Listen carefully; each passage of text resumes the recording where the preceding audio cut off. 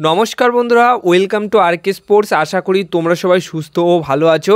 তো এই ভিডিওতে মোহনবাগান দলের বিদেশি প্লেয়ার নিয়ে কিন্তু বড়সড় খবর তোমাদের মাঝে শেয়ার করার আছে, তাই একটু স্কিপ না করে ভিডিওটা শেষ অবধি দেখতে থাকো এবং চ্যানেলটিকে যারা সাবস্ক্রাইব করোনি সাবস্ক্রাইব কিন্তু করে রেখো। তো বন্ধুরা, বর্তমান সময় দাঁড়িয়ে যে 6 জন বিদেশি প্লেয়ার আইএসএলে খেলছে মোহনবাগান দলের জন্য, সেই 6 জন বিদেশি প্লেয়ারের মধ্যে আগামী সিজনে 4 জন বিদেশি প্লেয়ার মোটামুটি কনফার্ম থাকছে। বাকি 2টো বিদেশি প্লেয়ার কিন্তু মোহনবাগান দল ছাড়ছে, এইটুকু পুরোপুরি কনফার্ম। কিন্তু কোন 2 জন বিদেশি প্লেয়ার আর কি দল ছাড়তে চলেছে সেটা নিয়ে কিন্তু পাকাপোক্ত কোনো খবর নেই। কিন্তু যাদের চুক্তি রয়েছে তাদের তো থেকে যাওয়ার সম্ভাবনা রয়েছে, যেরকম ম্যাকলায়ন থাকছে, অ্যালবাতো থাকছে, টম এলডারও থেকে যাচ্ছে, জেসন কামিন্সও থেকে যাচ্ছে। বাকি Greg Stewart, Dimitri Petrus, Greg Stewart কিন্তু চলে যাচ্ছে। আর ডিমিট্রি পেট্রাসকে নিয়ে এক্ষুনি কিছু বলা যাচ্ছে না, বড়সড় সিদ্ধান্ত আসতে পারে, সে চলেও যেতে পারে আবার থেকেও যেতে পারে।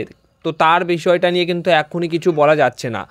তো মোটামুটি 2 জন বিদেশি প্লেয়ার কিন্তু কনফার্ম পুরোপুরি যে মোহনবাগান দল আগামী সিজনের জন্য ছাড়ছে তারা, এবং তাদের বদলে নতুন বিদেশি প্লেয়ার আনছে। নতুন বিদেশি তালিকায় অলরেডি মোহনবাগান দল কিন্তু একটা ভালো মানের বিশাল বড় প্লেয়ার টার্গেট করে রেখেছে। একটা বিশাল বড় চমক কিন্তু দিতে চলেছে মোহনবাগান দল বিদেশি প্লেয়ার নিয়ে, এবং মিডফিল্ড পজিশনের প্লেয়ার কিন্তু অবশ্যই আসছে।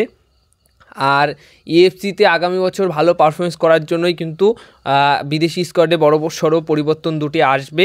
আর সেখানে কিন্তু একটা বড় নাম বলতে পারো বিগ ফিশ টাইপের একটা প্লেয়ার কিন্তু আসবে, যেরকম এই বছরের বিগ ফিশ টাইপের প্লেয়ার ছিল জেমি ম্যাকলায়ন।